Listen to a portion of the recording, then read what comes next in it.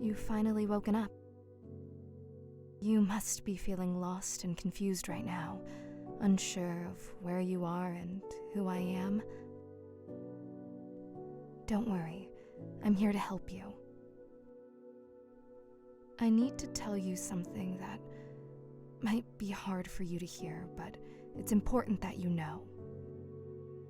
This isn't the first time this has happened. You've woken up with no memory before.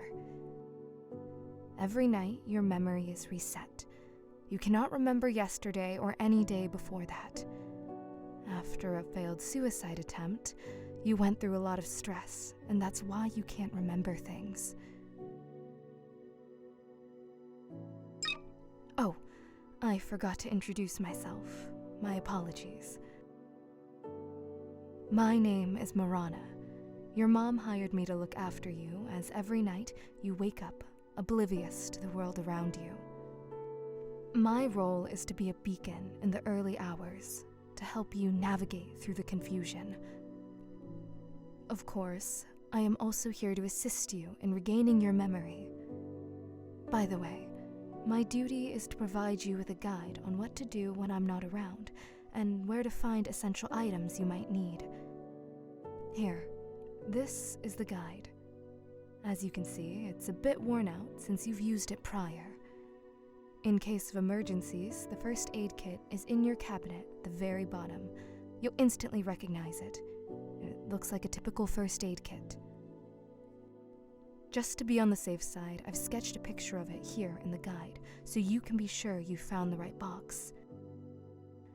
To get to the kitchen, you will need to leave your room, walk straight down the corridor, then take a left. That's where you'll find the kitchen. If something happens to either of us, dial 911. That's the number for emergency services. Your phone is on the table. The phone is switched on and fully charged. You've always had a knack for figuring out how to use it, so I'm sure you won't have any issues there. What else was there? I feel like I'm forgetting something. Oh, right. If you have to call an ambulance, you'll need to know your address. It's 4 Buttiff Street, Arc City. It might be a bit challenging to remember right now, so I understand. However, everything I have just told you is written down on this note. Please, keep it safe and always have it with you, okay? Great. You're doing very well. Now, to add a little joy to the moment, I've prepared something special for you. I cooked your all-time favorite dish, toast with egg. It's important to fuel your body. After eating, I can give you a tour around your room and help you discover more about your life that's been temporarily forgotten. So don't rush yourself. Eat at your own pace. I'll be here.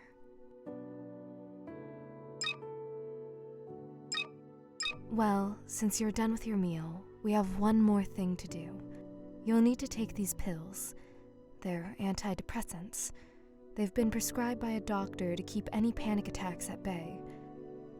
Without them, things could become difficult, and I don't want that for you. I don't want to appear as if I'm forcing you to take some strange pills, especially if you are uncomfortable. That is not my intention. While it's a condition for me to be able to show you the room, the decision is completely yours.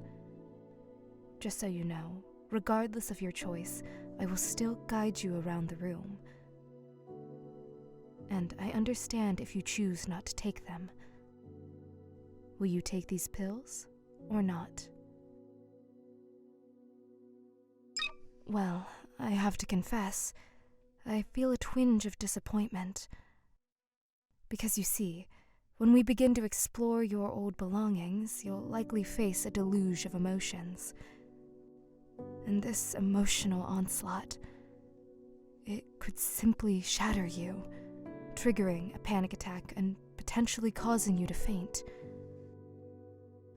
And moreover, your mother was quite insistent that you take these pills.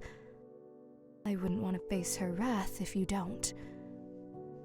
So, I'm going to ask you one last time.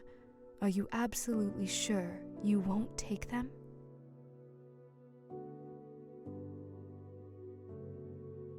It's odd, really. In the past, you've been more willing to trust me. But now, for some reason, you've decided to reject both my advice and your mother's. I find it deeply saddening, because I am responsible for you, and I bear the weight of your actions as well. But I won't impose on your decision, so be it. No pills for now. We'll still inspect your room, though. I made a promise, and I intend to keep it. You will see every nook and cranny of your space. But before we can embark on that journey, you need to get out of bed. I see that it will be difficult for you to get up, and you'll certainly need my assistance. Give me your hand so I can help you rise. I understand that you are curious and have many questions. Let's do a question and answer session before we check out your room. Choose your questions carefully, because I won't answer them a second time. Of course, you can save and revisit these questions, but where's the thrill in that? Trust your initial instinct. That's my advice. So, what do you want to know?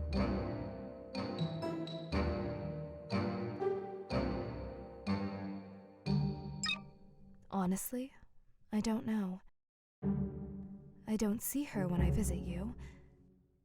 It wouldn't be right for me to ask where she is, because she is my boss. So, I cannot fully answer that, but I think she is working hard for you.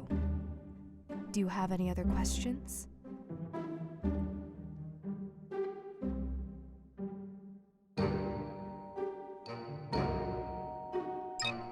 You have a disrupted sleep pattern, falling asleep during the day and waking up at night. It seems this can't be corrected. Ever since you left school, you've been very neglectful of your sleep routine. Now you face the consequences. Do you have any other questions?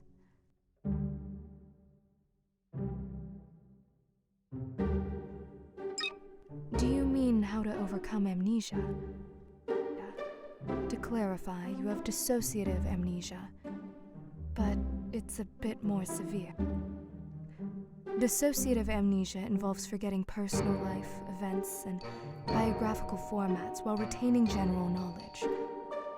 This type of amnesia arises from psychological trauma. In your case, the suicide attempt was a severe trauma. Moreover, when you sleep, you can't retain the information from the day. However, I'm not a doctor to tell you how to cure this. I'm only quoting your psychotherapist. The therapist also mentioned that perhaps by coming to terms with the information you recall, you might heal. But obviously, that has not happened yet. Do you have any other questions?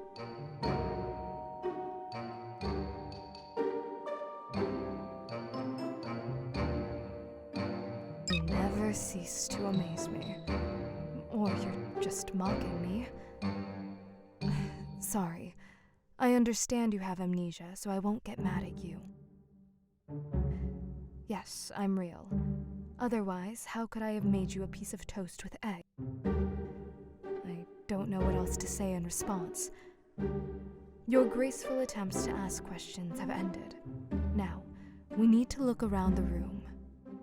Well, I'll step back now, and you can hover the cursor and click on the items that interest you.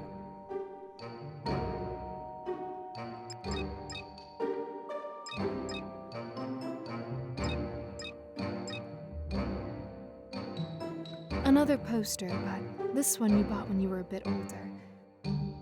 You were a fan of anime, it seems? But since you were a child, you mostly watched romance.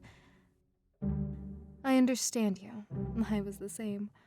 Only later do you realize that such things don't happen in real life. Or do they? Maybe it just hasn't happened to you yet. lose hope.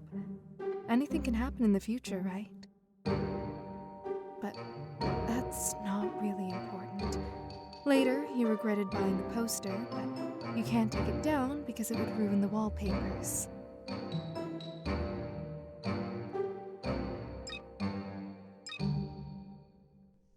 I should start by saying that all information I'll share comes from your mother. This is your laptop. You enjoyed listening to audiobooks and playing games. You also use the laptop for your studies. You even made friends online to play games with. This laptop is like an extension of you. You practically spent all your time on it. As soon as you left school, you initially spent a lot of time on your laptop. Apparently, you were attempting to isolate yourself from reality and its consequences. But soon after,